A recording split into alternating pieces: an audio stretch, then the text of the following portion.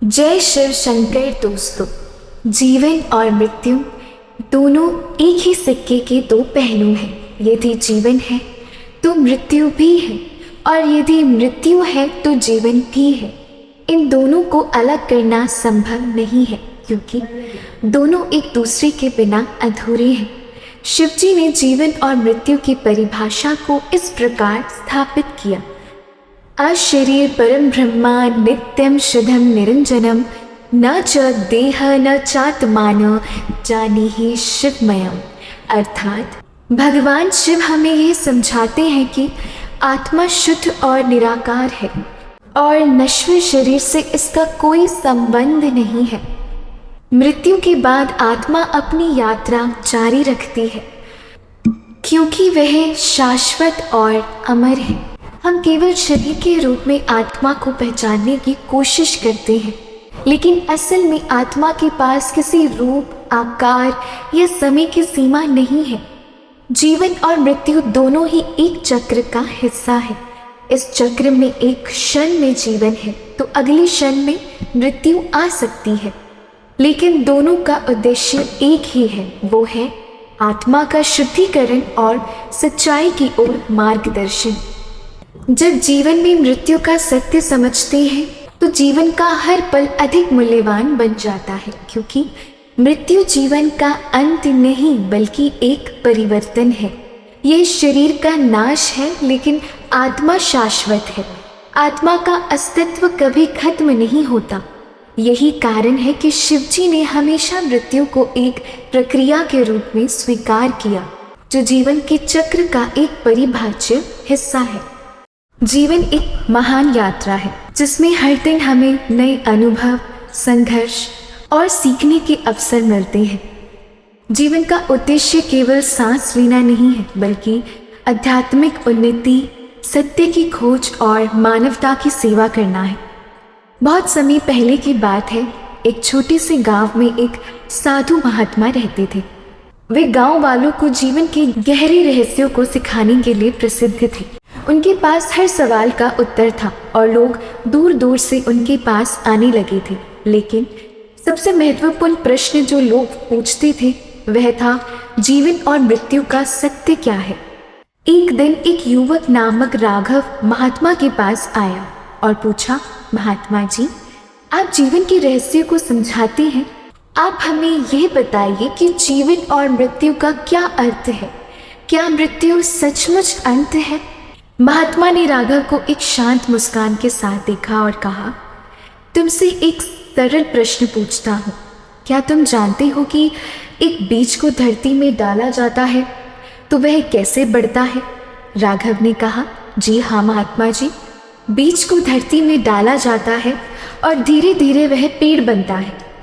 महात्मा ने मुस्कुराते हुए कहा, ठीक वैसे ही जैसे बीज को धरती में डालकर पेड़ बनता है, वैसे ही जीवन और मृत्यु भी एक चक्र के हिस्से हैं। जीवन एक बीज की तरह है और मृत्यु उस बीज के अंत की तरह नहीं बल्कि एक नया रूप धारण करने का समय है।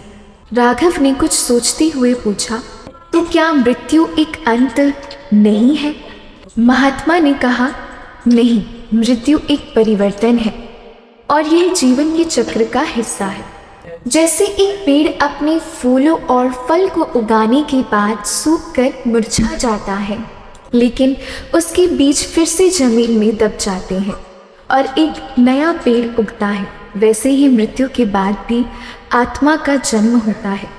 फिर महात्मा ने राघव से एक और प्रश्न पूछा, क्या तुम कभी ये सोचते हो कि एक नदी अपने रास्ते में आते हर पत्थर को पार करने के बाद जब वह समुद्र में मिल जाती है तो क्या समुद्र में मिल जाना उसका अंत होता है? राघव थोड़ी देर चुप रहा और फिर उसने कहा, नहीं महात्मा जी, नदी का समुद्र में मिल जाना उसका अंत नहीं है बल्कि वह एक नई यात्रा की शुरुआत है। महात्मा ने फिर कहा, ठीक वैसे ही जीवन और मृत्यु भी एक प्रक्रिया है।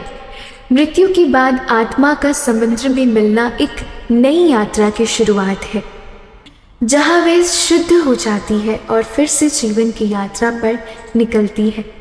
राघव ने आश्चर्यचकित होकर पूछा, तो क्या हम मृत्यु से डरे नहीं? महात्मा ने गंभीर होकर कहा, नहीं राघव, मृत्यु से डरने की आवश्यकता नहीं है।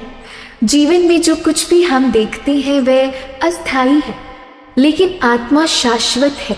जब हम मृत्यु को एक बदलाव के रूप में स्वीकार करते हैं तो हम जीवन को पूरी तरह से जी पाते हैं। फिर महात्मा ने राघव को एक आखिरी कहानी सुनाई। एक बार एक साधु भगवान शिव के पास पहुंचे और उसने पूछा, हे भगवान, जीवन और मृत्यु का क्या रहस्य है?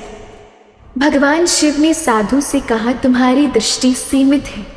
जैसे तुम एक नदी को देख सकते हो लेकिन समुद्र को नहीं देख पाते। जीवन और मृत्यु दोनों ही एक बड़े चक्र का हिस्सा है। मृत्यु के बाद आत्मा शुद्ध हो जाती है और एक नए रूप में जन्म लेती है।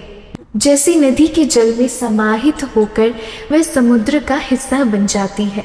साधु ने समझ लिया कि जीवन और मृत्यु दोनों एक यात्रा है और इन दोनों का लक्ष्य आत्मा की शुद्धि और उन्नति है।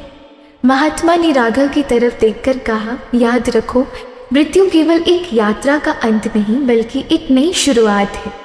जब तुम इसे समझ लोगे तो जीवन के हर पल का मूल्य तुम जान पाओगे। राघव को ये समझ में आया कि मृत्यु का डर केवल तब होता है जब हम इसे एक अंत मानते हैं। जब हम इसे परिवर्तन और आत्मा की शुद्धि के रूप में देखते हैं तो जीवन और मृत्यु दोनों को शांति और संतोष के साथ स्वीकार कर सकते हैं।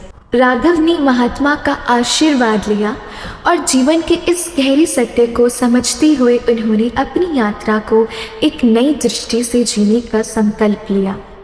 मृत्यु के बाद क्या होता है वह केवल आत्मा ही जानती है, लेकिन जब हम सही तरीके से जीवन जीते हैं तो हमें इस संसार में और मृत्यु के बाद भी शांति और संतोष मिलता है।